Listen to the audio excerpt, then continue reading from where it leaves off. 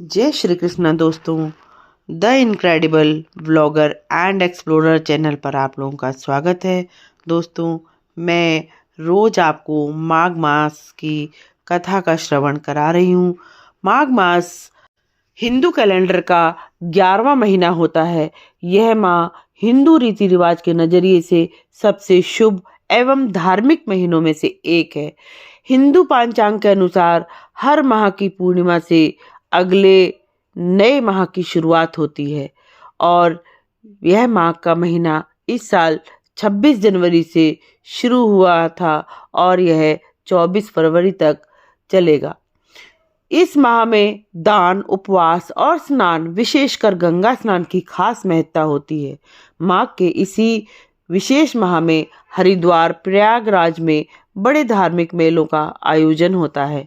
मान्यता के अनुसार इस माह में गंगा स्नान से भगवान विष्णु अति प्रसन्न होते हैं और उनकी खास कृपा होती है। तो अब हम इसकी पौराणिक कथाओं के बारे में भी जानकारी प्राप्त करते हैं। पौराणिक कथाओं के अनुसार माघ के महीने में गौतम ऋषि ने इंद्र देवता को श्राप दिया था। वह अपनी गलती का एहसास होने पर इंद्रदेव ने क्षमा याचना की। प्रायश्चित करने के लिए गौतम ऋषि ने उन्हें गंगा स्नान करने को कहा। इंद्रदेव ने माघ महीने में ही गंगा स्नान किया और उनकी पाप से मुक्ति हो गई। इस कारण इस महीने में गंगा स्नान करने का बहुत महत्व होता है। खासकर माघी अमावस्या और माघी पूर्णिमा के उपलक्ष्य पर इसका अधिक पुण्य प्राप्त होता है। माघ के महीने में विशेष धार्मिक पर्व, व्रत और अनुष्ठानों के मुहूर्त आते हैं, जैसे सकट चतुर्थी, बसंत पंचमी। इस तरह के बहुत सारे त्योहार इस महीने में आते हैं। साथ ही इस महीने मौसम भी अनुकूल होने लगता है। माघ के महीने में संगम पे कल्पवास किया जाता है, जिससे व्यक्ति शरीर और आत्मा नया महसूस करने लगती है, स्फूर्ति का एहसास होने लगता है। तो दोस्तों, ये मैं आपको माघ मास के महत्व के बारे में बता रही हूँ। अब मैं आपको इसकी कथा का श्रवण कराती हूँ। इससे पहले आप मेरे चैनल को लाइक करें, शेयर करें, सब्सक्राइब करें। दोस्तों, अगर आपने अभी तक सब्सक्राइब नहीं किया है तो सब्सक्राइब सबसे पहले करें और बेल आइकन दबाना ना भूलें, ताकि आपको मेरे हर वीडियो की नोटिफिकेशन पहले मिल सके।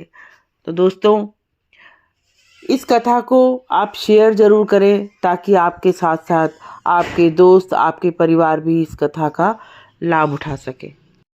माघ मास की कथा शुरू करती हूँ। दोस्तों, मेरे चैनल पर आप अंत तक बने रहें और कथा का श्रवण बहुत ही ध्यान से और श्रद्धा से करें। ओम भगवते वासुदेवाय नमः। कथा के अनुसार शुभ्रत नाम का एक ब्राह्मण नर्मदा के तट पर रहता था। उसे वेदों और शास्त्रों का बहुत ज्ञान था, पर उसे धन अर्जित करने की प्रवृत्ति हावी थी। वृद्धावस्था में जब कई सारे रोगों ने उन्हें घेर लिया, तब उन्हें एहसास हुआ कि उसने अपना सारा जीवन केवल धन संग्रह में ही लगा दिया। जीवन में हार जाने की स्थिति में उसने माघ माह की महत्ता बताने वाले एक श्लोक का स्मरण किया। माघे निमग्ना सलिले शुतिते विमुक्त पापा स्त्रीदिवम प्रायहंति। इसी श्लोक का पाठन करते करते उसने नर्मदा नदी में स्नान किया। 9 दिन तक लगातार स्नान करने के बाद 10वें दिन उन्हें सभी रोगों और कष्ट भरे जीवन से मुक्ति मिल गई और मोक्ष को प्राप्त हुए। इसी कारण माघ माह में स्नान को इतना महत्व दिया जाने लगा। तो दोस्तों, माघ मास की कथा का यहाँ अंत होता है और इसके बाद मैं आपको 25वें अध्याय का श्रवण कराऊंगी। दोस्तों, अंत तक चैनल पर बने रहें और ध्यान से और बड़ी श्रद्धा से आप कथा का श्रवण करें। ओम भगवते वासुदेवाय नमः। ओम भगवते वासुदेवाय नमः। ओम भगवते वासुदेवाय नमः। माघ मास का 25वां अध्याय इस प्रकार है। पिशाच कहने लगा कि हे मुनि, केरल देश का ब्राह्मण किस प्रकार मुक्त हुआ, यह कथा कृपा करके विस्तार पूर्वक कहिए। देवद्युति कहने लगे कि केरल देश में वासु नाम वाला एक वेद पारंगत ब्राह्मण था। उसके बंधुओं ने उसकी भूमि छीन ली, जिससे वह निर्धन और दुखी होकर अपनी जन्मभूमि त्याग कर देश विदेश में घूमता किसी व्याधि से ग्रस्त होकर मृत्यु को प्राप्त हो गया। उसका कोई बांधव न होने के कारण उसका और्ध्य वैदिक क्रिया नहीं हुई और न ही उसका दाह संस्कार क्रिया हुई। इस प्रकार क्रिया के लोप होने से निर्जन वन में प्रेत होकर चिरकाल तक फिरता रहा। शीत ताप भूख प्यास के दुख से हाहाकार करता हुआ वह नंगे शरीर रोता फिरता था, परंतु उसको कोई सद्गति दिखाई नहीं देती थी। सर्वथा दान न देने से वह अपने कर्म फल को भोगता था। जो लोग अग्नि में आहुति नहीं देते, भगवान का पूजन नहीं करते, वे आत्मविद्या का आभास नहीं करते, अच्छे तीर्थों से विमुख रहते हैं।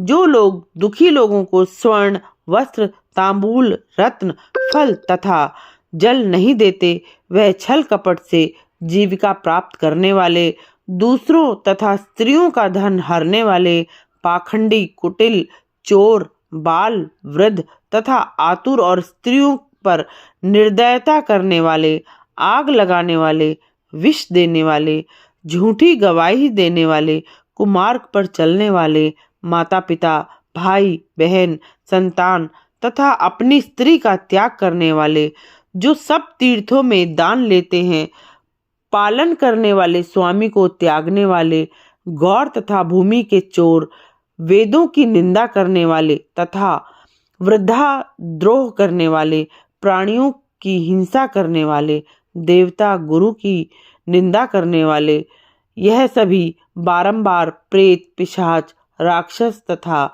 बुरी योनियों में जन्म लेते हैं।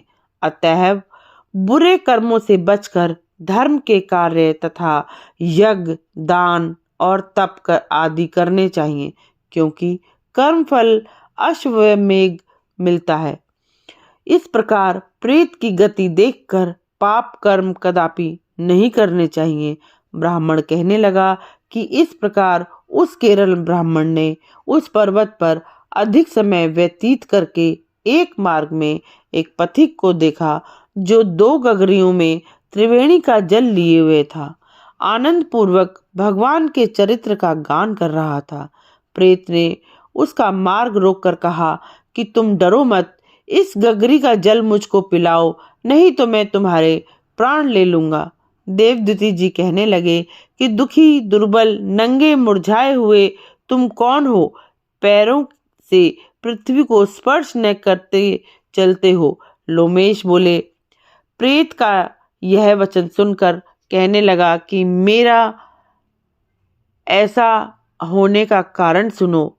मैंने कभी ब्राह्मणों को दान नहीं दिया, अत्यंत लोभी क्रियाहीन दूसरों के अन्न से पलने वाला, मैंने कभी किसी को शिक्षा नहीं दी, न दूसरे के दुख से दुखी हुआ। प्यासे प्राणियों को मैंने कभी जल नहीं पिलाया, मैंने कभी छाता जूता दान नहीं किया, न किसी को जल का पात्र पान या औषधि किसी को दी, न मैंने अपने घर में किसी अतिथि को ठहराकर उसका सत्कार किया। अंधे वृद्ध अनाथ और दीनों को मैंने कभी अन्न से संतुष्ट नहीं किया और न ही किसी रोगी को मुक्त किया, न कभी ब्राह्मणों को दान दिया, न कभी अग्नि में हवन किया। वैशाख आदि मास में किसी को ठंडा जल नहीं पिलाया, न मैंने कभी बड़ या पीपल का कोई वृक्ष लगाया, न किसी प्राणियों को बंधन से छुड़ाया, कभी कोई व्रत करके शरीर को नहीं सुखाया। इस कारण मेरा पूर्व जन्म सब बुरे कार्यों में व्यतीत हुआ। मेरे पूर्व जन्म के कर्मों से मेरी यह गति हुई है। इस वन में व्याघ्र, भेड़ियों से बचा हुआ मांस तथा जंतुओं के खाने से गिरे हुए फल, वृक्षों पर लगे हुए सुंदर फल तथा झरने का सुंदर जल सब ही मिलते हैं, परंतु देव इच्छा से मैं कुछ नहीं खा सकता। सर्प की तरह केवल पवन भक्षण करके जीवन व्यतीत करता हूँ।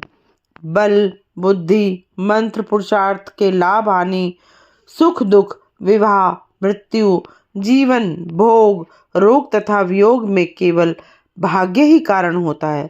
कुरूप, मूर्ख, कुकर्मी, निंदित तथा पराक्रम से हीन मनुष्य भी भाग्य से राज्य भोगते हैं।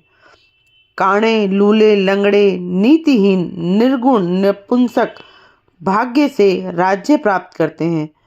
पर्वत पर भी बलवान राक्षस पिशाच रहते हैं, जिनमें से कभी कभी कोई कोई कहीं कहीं वन में फिरते हुए अपने कर्म के अनुसार अन्न जल प्राप्त करते हैं, परंतु आपको उनका भय नहीं होना चाहिए, क्योंकि धर्मात्मा पुरुषों की उनकी पवित्रता ही रक्षा करती है।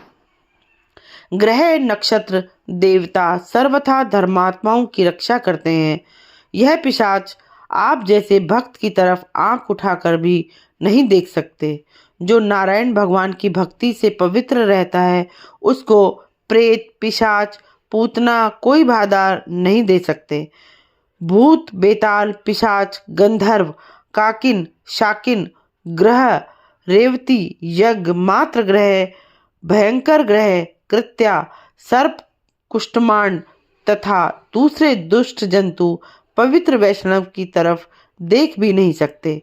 जिसकी जिह्वा पर गोविंद का नाम, हृदय में वेद तथा श्रुति विद्यमान है, जो पवित्र और दानी है, उनको कभी भय नहीं हो सकता।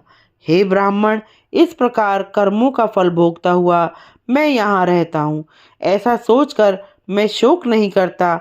एक बार मैं जवालिनी नदी के किनारे पर गया था। वहाँ पर घूमते हुए मैंने सारस के वचनों को सुना था। दोस्तों, यहाँ पर 25वां अध्याय समाप्त होता है।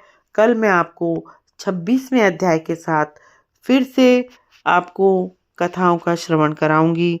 आप इसी तरह मेरे चैनल पर मेरे साथ बने रहें। भगवान श्री हरि की प्रार्थना करते रहें, उनके गुणगान करते रहें, क्योंकि भगवान श्री हरि ही सबको भव से उतारेंगे और सबकी मनोकामनाएं पूर्ण करेंगे। ऐसा मैं भगवान श्री हरि से प्रार्थना करती हूँ। आप इस मंत्र का उच्चारण जब चाहे जब करते रहें। अगर आप जोर से ना कर सकें, कहीं इस ऐसी जगह पर है कि आप जोर से इन मंत्रों का उच्चारण ना कर सकें, तो आप अपने मन में इन मंत्रों का उच्चारण करते रहें, जो कि भगवान श्री हरि के बहुत प्रिय हैं। आप मेरे साथ उच्चारण करेंगे। ओम भगवते वासुदेवाय नमः। ओम भगवते वासुदेवाय नमः। ओम भगवते वासुदेवाय नमः। और अंत में एक बार ओम का उच्चारण। ओम में सब समाया है। अगर आप किसी भी तरह किसी भी मंत्र का उच्चारण किसी भी कारण से न कर पाए, या आप जोर से ना कर पाए, तो आप मन में या किसी भी पार्क पर, शांत जगह पर, शांत वातावरण में जाकर आप ओम का उच्चारण करें, और आप महसूस करेंगे कि आपके अंदर एक बहुत अच्छी शक्ति का आभास होने लगता है। आप अपने आप को एक नई ऊर्जा से भरा हुआ पाते हैं। तो आप सभी मेरे साथ एक बार ओम का उच्चारण करेंगे। ओ